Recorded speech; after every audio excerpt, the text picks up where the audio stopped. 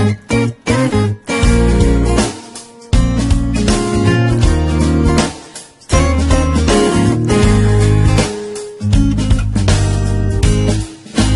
왜 그러는데 뭐가 못마땅한데.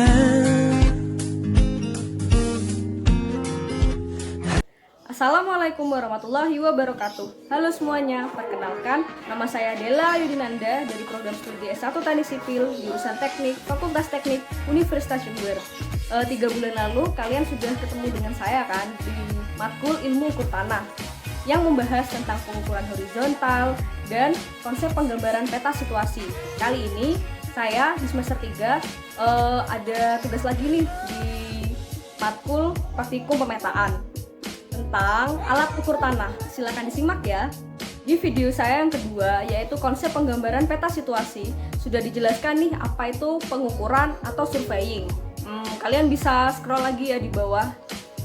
Pada dasarnya, matkul ilmu ukur tanah dan praktikum pemetaan sama-sama mengukur atau melakukan pengukuran. Untuk melakukan pengukuran tanah, diperlukan beberapa penunjang untuk menghitung agar ukuran tersebut lebih akurat atau tepat. Hasil dari perhitungan pengukuran tersebut dapat digunakan untuk beberapa kepentingan.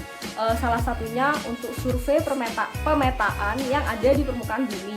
Seperti yang sudah saya bilang di video kedua, ada konsep dasar pemetaan. Kondisi permukaan suatu bumi itu tidaklah rata. Maka dari itu kita memerlukan suatu alat yang sesuai untuk mengukur maupun menghitung suatu sudut dan jarak pada permukaan bumi. Beberapa alat ukur menggunakan alat yang sederhana, tetapi beberapa alat ukur lainnya juga menggunakan teknologi yang lebih modern. Berdasarkan metodenya, alat ukur dibagi menjadi 3, yaitu alat ukur sederhana, alat ukur optik, dan juga alat ukur elektronik. Perlu diketahui, tingkat kesulitan yang digunakan tergantung dengan cara penggunaan alat tersebut serta komponen yang ada pada alat tersebut. Pertama, alat ukur sederhana dapat digunakan untuk mengukur satu macam ukuran. Kedua, alat ukur optik menggunakan bantuan lensa optik untuk mendapatkan hasil pengukuran. Ketiga, alat ukur elektronik yang mempunyai ketelitian lebih tinggi karena dalam penggunaannya alat ukur elektronik ini mempunyai komponen berupa inframerah. Ada surveying instrument yang biasanya dilakukan surveyor untuk pengukur atau land survey istilahnya suatu wilayah atau tanah. Biasanya itu berupa theodolit, total station, GPS, dan waterpass. Sedangkan surveying tools itu ada meteran, kompas, clinometer. Langsung saja akan saya jelaskan satu-satu. Mungkin dari alat yang sederhana dulu ya, dari surveying toolsnya. Yang pertama ada meteran. Meteran itu adalah pita ukur yang digunakan untuk mengukur, biasanya tuh berupa roll, panjang banget gitu. Ini contohnya ya. Bisa kalian lihat seperti ini. Setauku itu ada meteran kain atau metallic cloths. Itu terbuat dari kain linen, terus dianyam dengan kawat halus yang berasal dari tembaga atau kuningan. Biasanya kalau kalian tahu itu ada penjahit yang ngukur-ngukur pakai meteran. Nah, itu namanya meteran kain. Ada juga meteran yang terbuat dari baja. Ada juga loh yang terbuat dari baja alloy atau campuran dari baja dan nikel, steel alloy. Kalian harus hati-hati dalam menggunakan meteran tersebut karena jika kalian lalai, kalian akan terluka pada saat menggunakan meteran itu. Jika kalian ingin menggunakan meteran ini dalam proses suatu pengukuran, caranya adalah dengan menghubungkan satu titik dengan titik yang lain sesuai dengan objek yang diukur. Sebaiknya kalian berdua ya mengukurnya. Satu di bagian 0.0 untuk memegang meteran dan satunya lagi ke belakang untuk melihat berapa sih yang diukur itu agar kalian tidak kesulitan dalam proses pengukuran itu. Jadi ini aku lagi ngukur suatu patok dari patok satu ke patok lainnya dengan bantuan temanku, soalnya pakai meteran baja. Nah, ini nali di satu titik, terus ganti nali di titik lainnya. Setelah itu kita mengukur panjang dari patok itu.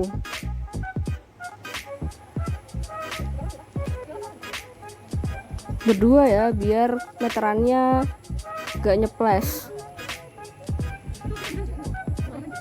Fungsi dari meteran ini yaitu digunakan untuk mengukur panjang dan juga jarak.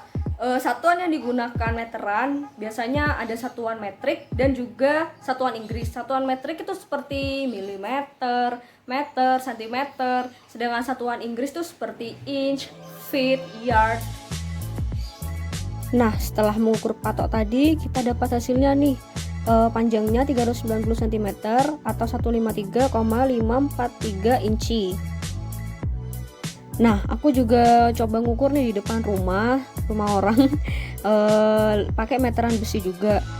Dari situ hasilnya bisa dilihat ya, sekitar 282 cm atau 111,24 inci. Nah, kebetulan di dekat rumah ada bangunan yang baru dibangun nih. Kita nyoba ke sana untuk mengukur berapa sih panjang dari bangunan tersebut. Dari satu titik ke titik lainnya, aku minta bantuan temanku karena ini merupakan meteran baja ya. Jadi setelah itu kita tulis berapa hasilnya, kita lihat. Oke. Ternyata hasil yang kita peroleh adalah 666 cm. Surveying tools yang kedua yaitu kompas. Oh iya, di video yang pertama pada pengukuran jarak horizontal kita juga menggunakan kompas loh untuk mengukur besaran azimut. Cara menggunakan kompas sendiri adalah dengan menaruh kompas pada suatu bidang horizontal yang datar sehingga jarum tersebut bisa bergerak. Jika kompas tersebut memiliki cairan nifo, usahakan cairan nifo tersebut berada di tengah kompas tersebut ya.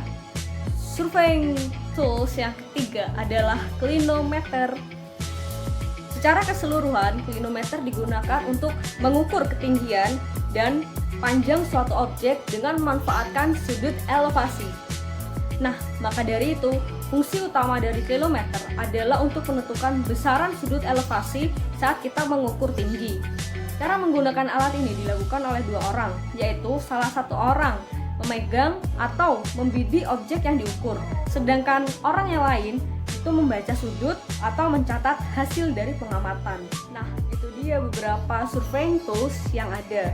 Sekarang kita akan membahas tentang surveying instrument. Yang pertama, theodolit.